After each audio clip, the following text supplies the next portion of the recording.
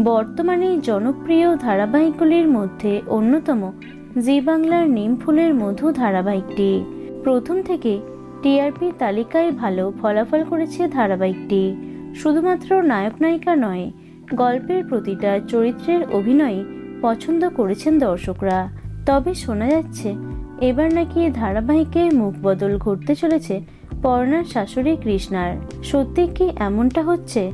তবে তার পরিবর্তে কোন জনপ্রিয় অভিনেত্রীকে আনা হবে, চলো সবটা জেনে নিই। বর্তমানে নিম ফুলের মধুর গল্পে বড়সড় পরিবর্তন এসেছে। ধারাবাহিকটি বেশ কয়েক বছর লিপ নিয়েছে। পর্ণার মেয়েও ইতিমধ্যে বড় হয়ে গেছে।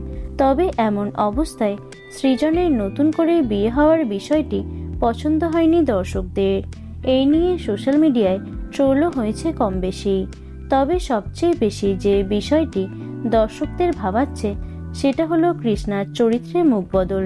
এবার কি সত্যিই কৃষ্ণার চরিত্র থেকে বাদ পড়ছেন অভিনেত্রী অরিজিতা মুখার্জি? বাবুর মা হয়ে এতদিন কম কটাক্ষ শোনেননি দর্শকদের, তার জন্যই কি এমন সিদ্ধান্ত? না, এমন কিছুই হচ্ছে না। এই সমস্ত কেবলমাত্র গুজব ছাড়া আর কিছু নয়।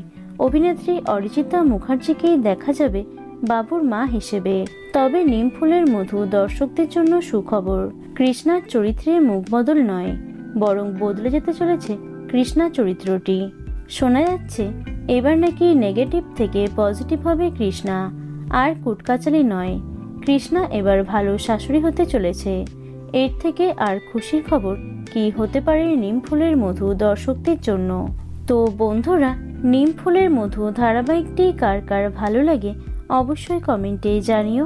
ভিডিওটি লাইক এবং শেয়ার করো। এছাড়াও টলি দুনিয়ার অন্যান্য খবর পেতে চ্যানেলটি অবশ্যই সাবস্ক্রাইব করে রেখো।